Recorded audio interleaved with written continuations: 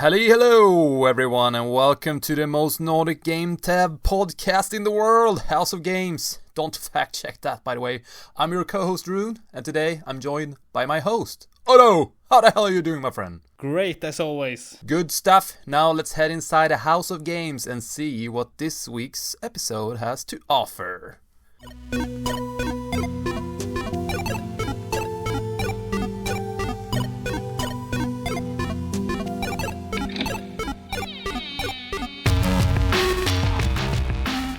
So last week we spoke a bit about your testing process with Nintendo and your publisher. So I'm a bit curious to know, how is that going? Have you made any progress? Done some progress. Since we're sort of recording these episodes, by the time you hear this, I think the game is already out because Knife Boy was just greenlit by Nintendo. So they have tested it and it's good to go. I'm currently working on PR stuff, some GIF files and videos, trailers, also the Nintendo eShop banners. I'm also prepping these for Steam because it's going to be released on Steam as well. We haven't decided if it's going to be released day and date with the Switch version, but nonetheless I have to prepare all of these things before I go to Japan in just about 2 weeks, or less than a week. I think it's about a week from now. So that's where I'm at. It's actually greenlit by Nintendo, so that's pretty sweet.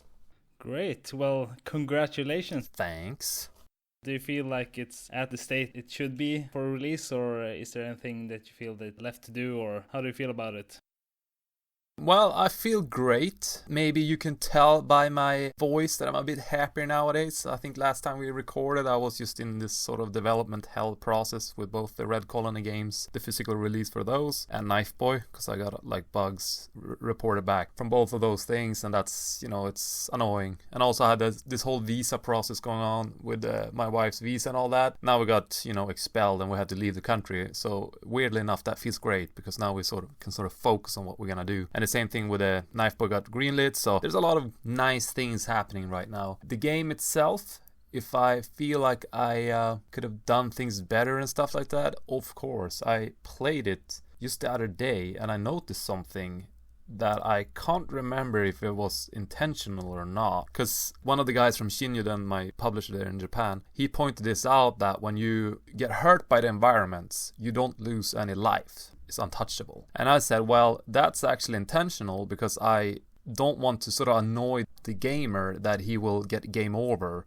Let's say there's some difficult obstacles or platform jumping and all that stuff with a bunch of blades and all that, and then you keep losing life, and then you get a game over and you're back to start. So I said I don't want that to happen because that's quite annoying. But we sort of went back and forth a little bit, and then I thought, well, in this reboot you can actually buy health potions and bring them with you. So that sort of gives the player extra lives to try to pass whatever obstacles they have a difficult time passing. So I basically agree with him that, yeah, you should lose some health points each time you get killed by the environment. So I did that, and now I noticed that you keep losing lives until you have 0, and then nothing more happens. And then if you keep playing the game and get punched in your face by an enemy, you get a game over. So that was a bit odd, and I can't remember if that was intentional or if that's not supposed to be like that. Now in hindsight, I do think that, it's fine. The player will lose health points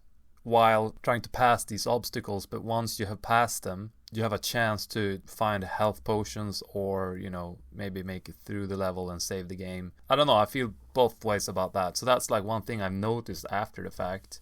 So that's one thing. In terms of making things better, there's always things you can improve. I am very proud with what I have. I think it's good to go. I'm sure there will be bugs reported after release, but it feels very solid. And this reboot, like all the things I added to the game, is really cool stuff. Things that I wanted in the original game when it was released on Steam back in 2019. But since I didn't know how to implement those things from a programming point of view, I left them out of the game until now. So I'm, very proud, very happy with the final result. Cool. Must feel great to have completed a project from start to finish. I think you talked a little bit about the release date for it. So last time, I think you said something like December, if I recall correctly. Yeah, I think the Red Colony physical edition is set for December. At least it is on Soft Asia. Well, the guys who makes the physical release. It's set on their website for December. And I haven't heard back from the last patch I sent to Nintendo. So I think they are happy with the game, I hope. Knock on wood. So unless Nintendo, email us within a couple of days, the physical release is ready for December, hopefully. But Knife Boy, since it's digital only, we think it might be ready next month on the 17th. That's soon. So that's why I'm working on all this PR stuff and preparing all the boring stuff that you have to. Right. Interesting. So congratulations again. I really hope that it goes well. Speaking of testing, by the way, me and my brother are developing our first game, and we are actually in the process of testing the game and getting opinions on it from the outside world for the first time. So there is an event that we're gonna host in Umeå together with the other people from Game Hub Umeå that is gonna invite members of the public to test our game and another 2 studios games. It feels really good to get some critique from the real world and to be able to see what people think and if you have the right ideas. I'm really excited about that, to start my own testing process, so to speak. I'm curious, like when I released the first trailer for Red Colony 1, there was a comment on Reddit who said, like a game developer, I believe, he wrote something like, are you trying to make like a horror game or a graphic novel or something like that? You shouldn't mix the two. You should either make a horror game or not, is sort of what he wrote. And I felt he was so wrong. Like, there are millions of horror games. Like, the only thing that I feel like makes Red Colony unique is that sort of wacky, edgy, kind of ridiculousness combined with the horror aspects of it. Since then, I have been thinking, like, when you are a developer, especially a small dev like you and your brother or I, like, how much should you change your game based on what other people think about your game? And how do you feel going into this event? Like, do you think you will keep changing the game to satisfy the people who tries it? Or do you think you have the sort of the balls to say, nah, like, I hear what you're saying, but you're wrong. I'm going to do it my way. Have you thought about that? I think my core mentality is probably that I'm gonna do a game that I want to play, and I'm not really gonna care that much about what other people think about the soul of the game, if you will. On the other hand, I am really excited about getting feedback and critique from other people. And one thing that I often talk about with my brother is that I look forward to my first negative review on either itch or Steam, because I want to have real feedback. Even though you can be very stubborn with your own idea of what the game should be and the soul of the game, what it should be, there's still, I think, a lot to gain from listening to people, because usually, or this is my idea of it, so I think everyone should take it with a grain of salt since I haven't released a game yet, but my idea of it is that people will generally complain about things that they think are minor things, or things that can be in some way, shape or form be fixed without altering sort of the soul of the game. Maybe a mechanic doesn't work because the user doesn't understand how it's supposed to work and why, or maybe it's just that some theme or some story element isn't presented correctly, but if it would be, you could still keep your idea and also be able to keep sort of the soul of the game. I think a nightmare scenario for me would be what they did with The Matrix. So I've heard that in The Matrix, the original idea was not that humans were supposed to be batteries, but instead they were supposed to be CPUs, processors for a supercomputer. And that would make a lot more sense the way they would do it. So because The Matrix would be really, really, really complex to be able to simulate, you need a lot of computing power. But as I heard it, at least, Warner Brothers thought that that idea was too complicated and it wouldn't translate to people and people wouldn't understand it. So therefore they had to go with batteries instead of processors. And that makes the whole trilogy so much worse than if they would have stuck with that idea. I think it would be really even more timeless than it already is. That's interesting. Speaking of movies that changed direction based on the public, Jurassic Park Dominions, the final chapter in this trilogy of the latest Jurassic Park movies I read. I don't know if they changed this based on people's opinions, but one of the drafts was that they were gonna have like human dinosaur hybrids in the final movie, and that would have taken the show to a totally different level. But they sort of stuck with what worked in the previous movies, and that I think also made the reception for the final movie. It wasn't that great. I watched it, I liked it, but they could have done something very different there. But if you are interested in dinosaur human hybrids, you have Red Colony 2 to play, so there's plenty of that in there. I was gonna say, I agree with you there, and as I mentioned on top of the show, that I had this the guy from Shinjudan who helped me playtest Knife Boy. You know, he came with a lot of ideas and opinions on things. When I thought he had a good point, I changed them. But I guess you brought up a good point there, that it doesn't change the soul of the game. We shouldn't, as a developer or an artist, if you will call it that, shouldn't keep changing things like the soul of the game based on feedback. I think I brought it up before, but Mass Effect 3, you know, they got so much backlash, so they added a bunch of endings. I thought that was kind of weird. And I also fear that From Software is going to start making like easy modes in their games based on all the backlash, but I really hope they don't, because I think I mentioned it last time. I would start playing them in easy mode then, but then it would ruin it for me. So.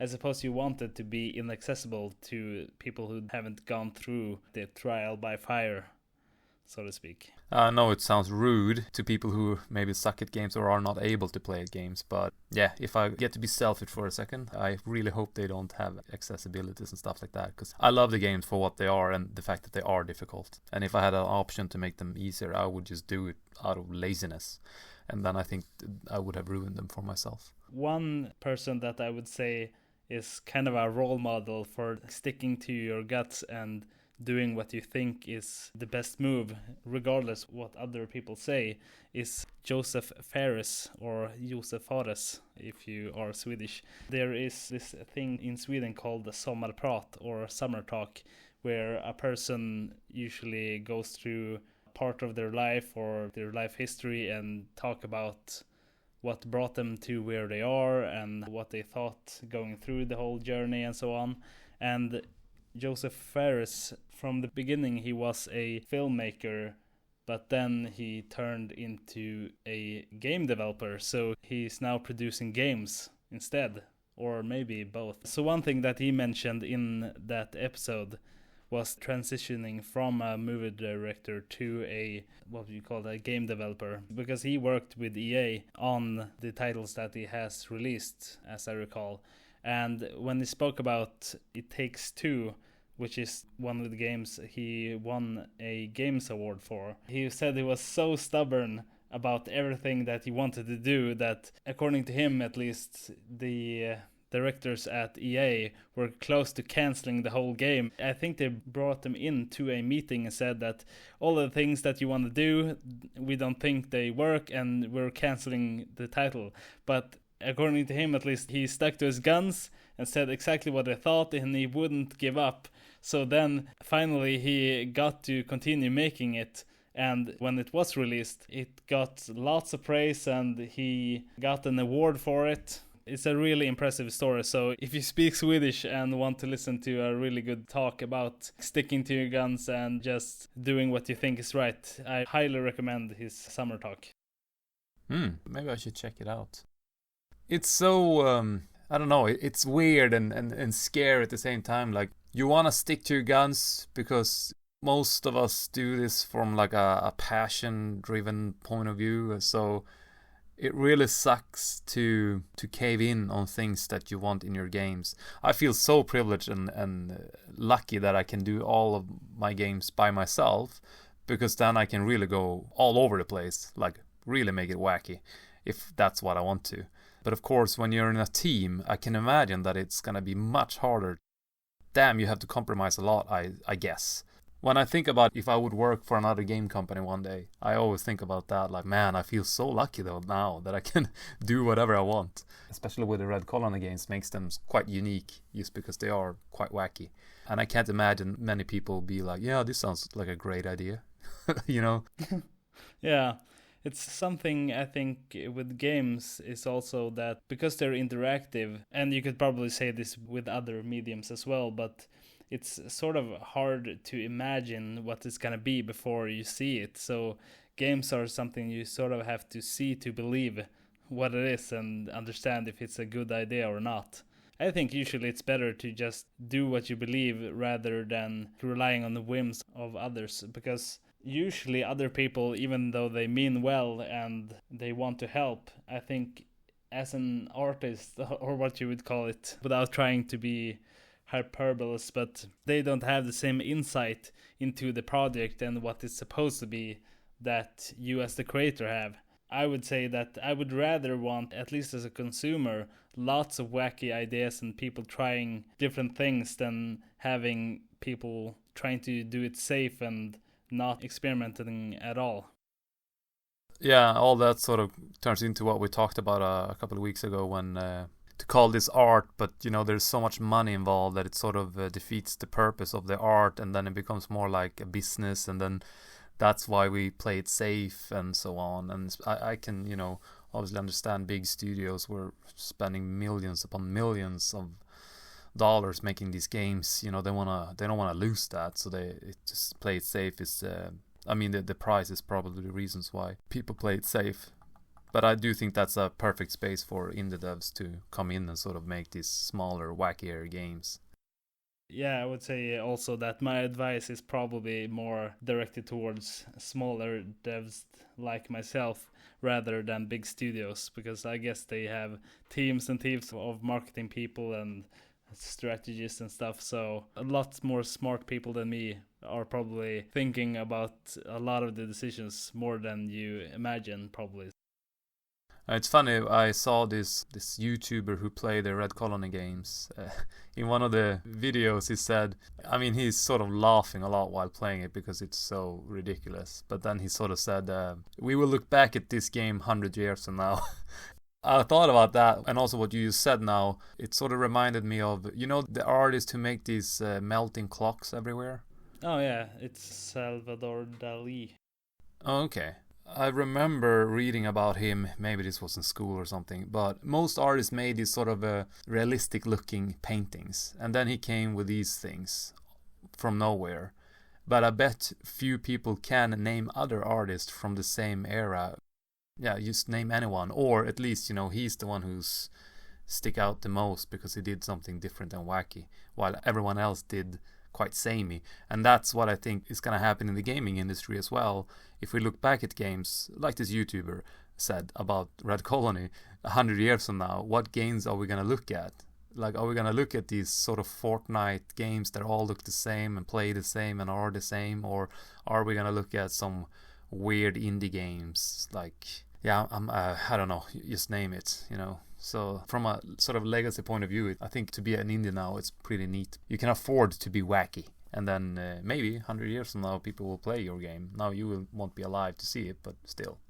Yeah, absolutely. I think that's a fascinating thought. And speaking of art, if you look at contemporary art from the modern era or today, something that always bumps me out is modern art. Because to me at least, and like a billion people could probably disagree with me on this, but to me it feels like a lot of art has gone from being really realistic. I mean, even Salvador Dali, who made surrealist art, at least what you're looking at is very clear. You can see that it is clocks and there is like wacky stairs and stuff. But a lot of art nowadays, to me at least, would take very little effort to reproduce the same feeling I get from them, I guess. But one thing that I thought about regarding games is that I think that games are sort of the new renaissance of art for humankind.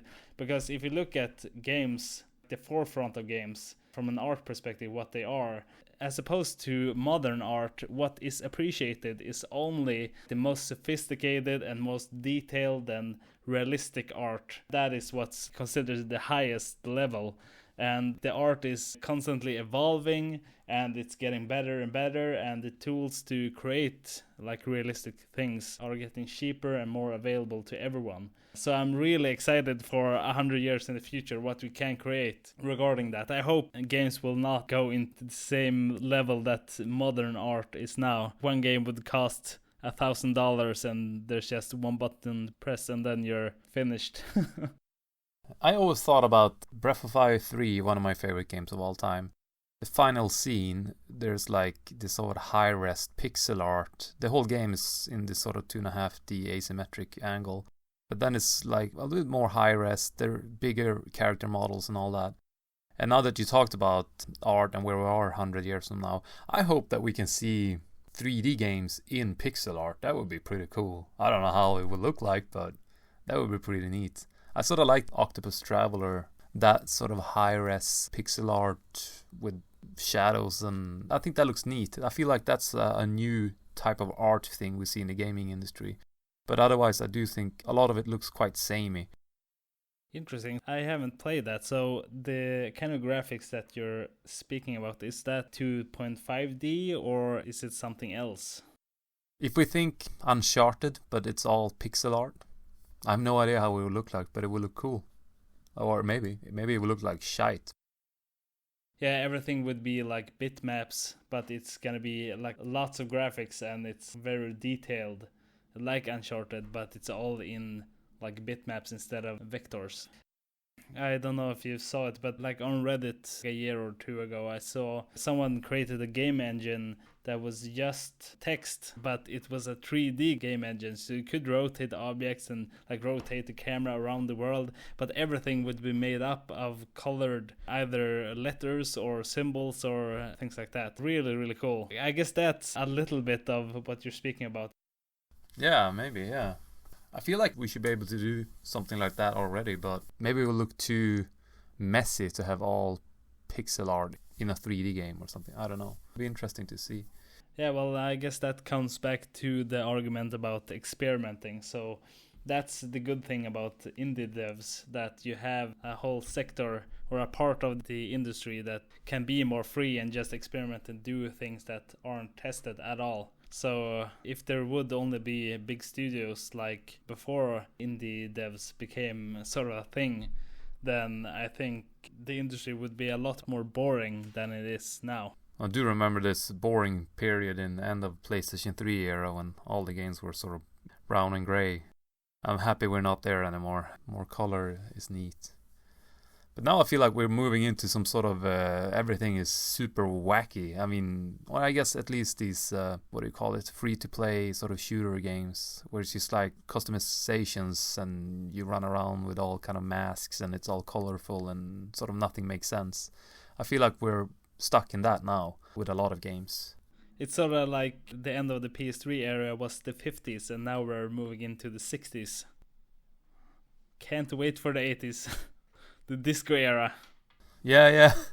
It would be cool to see. Have you played Factorio, by the way? No, I have no idea what it is. Have you played it? If so, I'm gonna just make a quick Google search so I can get some sort of... Yeah, so to segue into indie devs experimenting. Factorio is an indie game, I would say. The game is about creating a factory. The whole point is that you are stuck on an alien planet and you have to get home from the alien planet back to your home. You start out with nothing, sort of like Minecraft. And to do that, you have to create a rocket. But a rocket is, as the name suggests, rocket science. So that takes a lot of effort to build. So you have to start somewhere. And that somewhere is just mining for iron, for example. And then you have to melt that iron ore to make it into usable metal, and then you have to make that into gears, for example, and with those gears you can build a small assembly machine, and with that you could do a transport belt and so on, and you work your way and sort of invent stuff all the way until you can create a rocket, and then you win the game.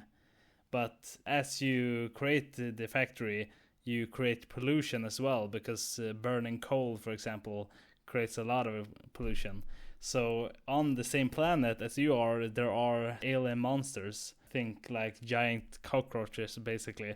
The more pollution that you create, the more they want to destroy the factory and everything that's creating the pollution. So at the same time, the faster you build, the more you have to either lose to the monsters or build up defenses, or you have to factor that into when you're building. So a really, really fun game. The whole point of it is to optimize your factory and build as quickly as possible and streamline an industry all the way till a rocket, because building a rocket is really complicated in the game. So you have to have like infrastructure to even manage it. But that is a game from an unknown studio, I would say. This might be their first game, actually.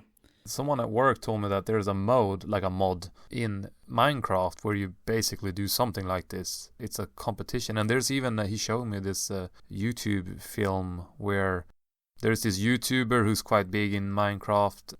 You know, I'm not really into Minecraft, so it's quite difficult to understand, but it looks like there's a lot of graphs, and in order to make this item you need to find these rocks, right? And then you craft this one, and then you craft this other thing, and then eventually you have a battery, and in order to make this fusion power plant you need this many batteries or whatever. It's kind of sounds like what you do at this game you described. And then this YouTuber, he then had his fans competing who could make a rocket first and reach him on the moon or whatever. And there's like a 1 hour long documentary about that. He just showed me, like, I watched for like 5 minutes. It looked really interesting. And the funny thing is that apparently one of the teams sort of lost quite early on, or let's say there was no way for them to catch up with the other team. And then they asked the other team. So all of this happens through like Discord. So they said, can we come and look at the rocket launch at least? And then the other team said, yeah, sure. And then they hijacked the rocket and won anyway. So it sounds like that, but like a proper game made just for that. Yeah, actually, now that you mention it, I'm reading on Wikipedia here. So it says that the game's lead designer cited the Minecraft mods Industrial Craft and Buildcraft as inspiration during game's development. So I guess that probably is why. Cool. But this is a developer that's from the Czech Republic, and I think this is their first game. And after reading a bit here on Wikipedia, I see that the way that they started it was just a really, really small thing, and then they did an Indiegogo crowdfunding campaign to develop it. And from there, they've just released it as an early access and then worked on it all the way from 2012, I think. So that's 8 years of development before releasing the 1.0. And one of the things that really inspired me with this game as an indie developer is that they always do, and I think they've always done all the way through these 8 years, every Friday they release a blog about the game and its current development and what they're doing and what the challenges are and stuff. And that's what inspired me to start my blog, which is not as frequently updated or contain as much stuff, but still the whole thing that they even go into code stuff and explained like this is the issue because we can't get this to work either efficiently, or we have to change this, or you get sort of an insight into how they're thinking and why they're making certain choices and stuff. And that's a lot cooler, I think, than just having a finished released game and not being there for the journey. I read or I listened to this audiobook about the guy who made Minecraft and all that. You know, he also had this sort of community tagging along while he made a game. I think it has to be quite, you know, the game has to be a certain type of game in order to have that sort of community-driven journey, if you will. Because I always thought it would be freaking cool to work on a game like that where you are involved with the community and they keep playing the game while you make it. But if I were to do that, let's say with Red Colony as an example, I mean that it's a 2 hour long game. How the hell can you... I don't know, it's not that kind of game where you can have a community keep tagging along. And also, would they want to play the game over and over and over again 5 million times before the actual game comes out? The gameplay, let's say, is not the most fun. I think these types of games, Minecraft and this one you mentioned, Factory, this sort of repetitive...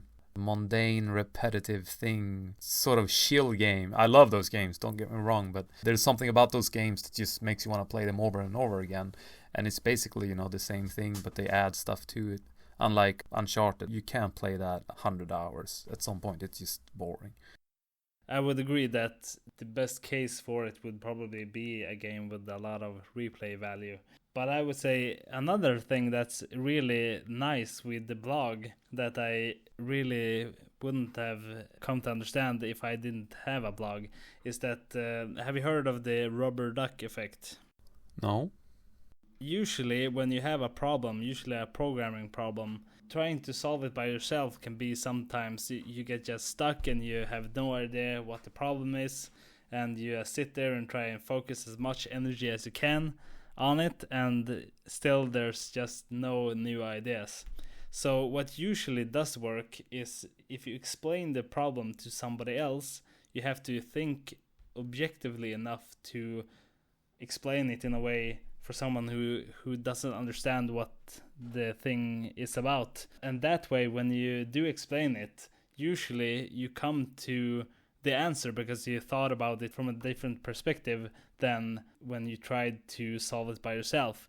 And a lot of programmers have realized this, so what they do to get this effect without having a second person there all the time when you're programming, they have a rubber duck on their desk. So when they run into a problem, they just explain the problem to the rubber duck as if it were a person. Then they think about it more objectively, and then they can on their own just solve the problem.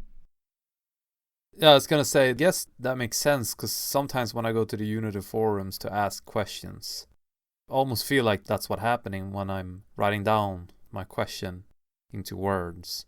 But that's maybe even better to try to explain to someone who doesn't... Yeah, that's cool. I like that. I'm gonna try next time I get stuck. Yeah, it's really, really good way of solving problems, I think. And what I usually say about my blog is that my blog is my rubber duck. So usually when I develop stuff, I write about what I'm doing, and I try to be sort of as transparent as possible. And I think that maybe I'll just write something that's embarrassing, and people will probably think like, how couldn't you figure that one out, or that should be easy. But I think my point is trying to do that as much as possible and don't care about what other people are gonna think, just explain exactly where I'm stuck and why it doesn't work, or there's a weird bug that I don't understand. And usually I solve the problem, but I still leave the part where I'm stuck in the blog and just explain where I got stuck. That usually helps me a lot. And also, sometimes, as it happens when you're not working with games full time, life gets in the way, and maybe there's a week or two where you haven't worked on the game and you just can't remember where you were, and therefore the threshold feels enormous. You can't just start working, you have to understand first where were you and what am I doing and what is it connected to and stuff. But for me, when I started my blog, now I could just read my own blog, and then I know exactly where I were and where I left off. Because I'll just usually pick up from the latest draft of my latest blog, and I'll see, oh, this is the exact code I was writing. It was because of this, and this is what I was trying to do. And then I've just not had that problem since. So that's also a really good reason. Does it have to be a rubber duck, or can it be something else? Because I have something in my office that is made in rubber, but it's certainly not a rubber duck. Yeah, I think as long as you in your head that it's a person you can talk to, I suppose. Just about anything, probably. I have a hard time imagining this thing as a person. But speaking of things that are that are hard to imagine as people, you have played something else as well. Yes, exactly. So I think maybe it was our talk about conspiracy theories last time that got me interested in this game. Deus Ex, the original from, I think, is it 1999 or 2000 or something? Oh, the original. Yeah, exactly. So it's the one with really old graphics, and everyone's face is flat, like a single texture and stuff. But the thing that really hooked me on this game, I shouldn't say that I've played it that much. I've only played like the first 10 minutes or something, because I've gone through the tutorials and just looked around, and probably I'm taking a lot longer than everyone else. But something that really caught my eye with this game was that I watched the GDC conference. So that's a conference where people usually talk about post-mortems and stuff and talk about their games and what the process of making it was and so on. And one thing that the developers of Deus Ex said about that game was that the initial idea for it was, what if all of the conspiracy theories that exists out there, what if all of them were true at the same time? And that would be the story for the game. So I heard the developer then have heard people come up to him and say that, oh my god, your game, I love it. It's sort of a commentary on the political left. And then at the same time, someone else would walk up and say, no, it's not. It's a commentary on the right, or it's about this and that. And for them, there was no sort of agenda. That's sort of the idea of it, to just take real conspiracy theories and just make a story out of it as if all of them were true at the same time. Which I think is a really, really interesting idea and something that I would want to do someday. But it feels like the media landscape is a little bit too harsh. I just look at pictures of the game online. It's, it looks like shit now because it's old. It would be cool if they made a remake. I feel like it's old enough to get a pass on that now that we have all these darn remakes of games that are like 2 years old, but this I feel like could get a good pass and they could use the latest engine. Exactly. I heard that The Matrix took a lot of inspiration from this game because they also wear sunglasses at night and they have trench coats and there's hacking and lots of that stuff, and there's this picture of authority as this huge evil blob or something. The GDC talk is called Classic Game Postmortem Deus Ex with the speaker Warren Spector. Really interesting. Just that idea that all of the conspiracy theories are true at the same time. All of them, even conflicting ones, I guess. That's cool, yeah. I'm gonna check out that speech, or at least, I would like to play this game, but it's just, it's old. Yeah, it is old. So I think you have to really get over the graphics to be able to play it, because it's not easy on the eyes. Yeah, I don't mind, like, this is the type of game I do mind. This old 3D games, I think looks like, they look rough. Comparing to, like I play Breath of Fire 3 almost yearly, or M4. The style doesn't really age comparing to this, but that's cool though. That's really cool. I like that style when it was made in the first place.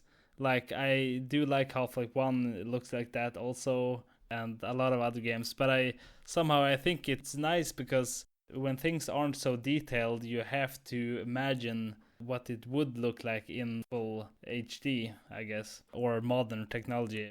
And this will probably come back to haunt me someday soon, but as I'm making my own game. But I don't like a modern game trying to look like games with, like 90s games, that you make a game that has a lot of graphical limitations, even though you don't have to. I mean, to me, you could make something look not very detailed, but you make that the style. One good example of that is actually the Harry Potter games. So the first and second and third of the Harry Potter games on PC, they went for a low poly, sort of a cartoonish look. Yeah, it doesn't look that dated, at least not the third today. But then if you look at games that came after that, like 4, 5, 6, those look a lot more dated to me, because they tried to go for photorealistic, but they did it like in the early 2000s. So that means that faces are flat, or hair textures looks really bad, or the color is weird. But if you intentionally go for like low poly and don't do it very detailed, that's a much better strategy, I think. Back to what I talked about earlier, when we look back 100 years from now, I do think that even games like The Last of Us will be, maybe not the first game, but the second one, or I don't know, God of War, for example, they will be sort of forgotten because they're going to look so bad comparing to what we have then. I mean, I remember Uncharted 1, when it first came out, I played that on a full HD TV, I think, and we were just blown away. We thought it looked real. I mean, this is like, games can never look better than this, and that's exactly what was said back in the Final Fantasy VII days. But today, if you look at Uncharted 1, it looks really rough comparing to games that comes out today. if you go for a certain style, I don't know, it aged well, it aged better, and it's more pleasant to go by and play those games. But these photorealistic games, when we talked about art earlier, those games are these sort of in the moment pioneering art pieces. But I do think they will be forgotten in time comparing to games that go for different styles, if the game is good, of course. Speaking of that, I do remember very, very clearly that when Crysis came out, that was also one of the things that they said that this looks better than reality. Was a lot of newspapers said that. Yeah. And I also remember that non-gaming websites and newspapers said that. Like Aftonbladet had like a lot of articles about this game that it's so incredibly, it's better than reality. And now when I look back at it, it looks very good for its time, but you can see very clearly that there's textures here and there, and it's far from unlimited. I remember Gran Turismo 3, I guess, or 4, the one who came, the first one on PlayStation 2. You know, when you draw like a race, you could look at your race with these cool camera views. We played this in our old-ass TV back when I lived at home and all that. And we brought my dad in and said, like, are you watching the race on TV? And then he would look at the TV and be like, oh, what channel is this? So we thought that, I don't know, we to this day don't know if he knew what we were trying to do. You know, we were trying to make him think it was real. Maybe he just played along, but we certainly thought it looked real, and an untrained eye wouldn't be able to tell the difference. And that's an old game, but you know, car games have always looked a bit like one generation ahead almost. And also on a TV that old and all that, difficult to tell the difference sometimes. I even remember the first Formula game on PlayStation 3. It looked insane. And car games nowadays too. Sometimes it's hard to tell if they're real or not. You touched on something I thought was interesting earlier, just a quick one. The games that are not as detailed makes you use your imagination a little bit more. I feel like that's something I worry about kids growing up who start playing the sort of latest console games straight away. One thing I do with my son often, and I mean daily, we don't watch any TV at all. We only play games, like not video games, but you know, Lego and with his dinosaurs and all that. And I can already tell that his imagination is really growing really rapidly. Like, he can sit by himself and play with his toys. He make his own stories. He speaks 3 languages and he speaks none of them quite well, so I'm not quite sure what he's saying with these characters, but nonetheless I can tell that he's like using his imagination and all that, and I think that's really cool. And I do sort of worry about kids growing up with all these latest consoles where we have all these high textures, and really you're not using your imagination the same way you are if you read a book or when you play these old ass 8-bit games that looked awful. You know, you sort of had to fill in the blanks by yourself when you looked at them. Now I worry that kids growing up don't have to do that. I don't know if I'm worried, but I'm sort of curious to see game developers 20 years from now, like these kids that grew up with PlayStation 5s, like what are those games going to be like? Or will it become more less impressive because they haven't seen these old games and they haven't used their imagination the same way? Or will they just become better? I don't know. It's interesting though. I guess we have to wait 20 years until we find out. But I think that the future of humankind isn't doomed when it comes to imagination. I mean, for my own sake, I think PS2 was my first console. But I do really like to, as evidence shows with the Deus Ex, but I really like to go back to do those games and even earlier games just to experience them for myself, and having that feeling that you're limited on exactly what things are supposed to look like. I think I've heard somewhere that as far back as I think the printing press, that people have been complaining about like a similar issue, where right now we're complaining that back in my day we didn't have the internet and VR and all that stuff, but our parents complained that back in my day we didn't have TV or color TV and so on. And I think I've read somewhere that people actually complained about when reading books became big, that instead of experiencing the real world, people were just stuck in books. So I think that goes as far back as you wanted to. But I still think that, sure, there are like lots of things that just serves everything to you, so you don't have to do any effort. But to me, at least, maybe I'm just an oldie who thinks this way, but to me at least, I would say that the material that isn't just catering to you becomes a little more mysterious and exciting. That's what intrigues me about the Souls games, even though I'm usually very frustrated when things are not progressing fast enough. But it's still in my mind, the idea of it, I really, really like it, that it's this mysterious thing that you can't access unless you just go through the pain of it.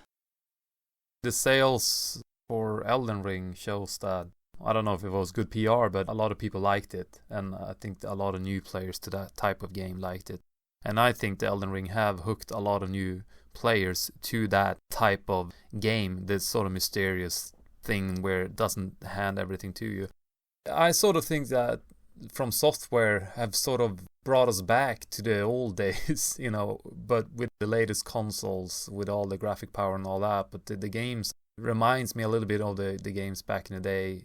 So maybe history don't repeat itself, but it rhymes. So it's like, I don't know, it's sort of we're back to that in terms of From Software. And maybe the success of Elden Ring will make more games like this. So there's nothing to worry about, maybe. At least you always have like a bigger back catalog of old games if you want to go back to a certain era of making games a certain way. I think, as you say, it does go in waves. But I think that it's better nowadays when things are not difficult because of technical limitations. Like, you can't make a lot of stuff with games, so you have to make it difficult for it to last a lot of hours, but instead that it's difficult by conviction. Like, it's a decision. You have all the tools to make any kind of game you want to make, but you can make an easy game, you can make a hard game, you can make a long or a short game, but you choose to make a really difficult one because that's what you want to do. And I think that will last even longer, as we've seen so far, at least with the Dark Souls games, than some of the games that are quite older, but they are difficult because they can't deliver as much as we can today. Yeah. Something else that goes in waves is my blood sugar, and no, I'm just kidding. I was gonna say something about I'm getting. I'm about to pass out. Yeah, I'm getting tired and about to pass out. No, but that's true. I do like when we talk about these things, and then I usually get worried about something, and then we talk about it, and it's like, yeah, I guess it's nothing to be worried about. Yeah, well, it could very well be that I'm naive as well, so I wouldn't say that my words are law. I guess time will tell. Or maybe like all these things that, like the kids who grow up not playing these old games, maybe it's like, I don't know, it's almost like a, what do you call, not genetic, but, kids and people just getting smarter and smarter. Maybe they just have to have a quick look at it, and then they're fine, and then move on, and then, I don't know, comparing to us who grew up with it, I mean, we were sort of blown away with all those stuff back in the day. Maybe for kids growing up now, it's just not necessary to go through all of that to have great imagination and all that. But yeah, we will see what happens in the future. I'm really excited about it. What do you say, Otto? Should we close the door on this week's episode, or do you have anything else to say? No, I think that will do it. So in the future we will have an update when you have your game slaughtered by the public. Yeah, exactly. I'm thinking about maybe having because the thing we're testing is just the mechanics and not the story or level design or anything like that. So I'm thinking of maybe publishing it on the web for people to try. So we'll see. Cool. Well, that's it for this week. Have a good one. Bye. Bye-bye.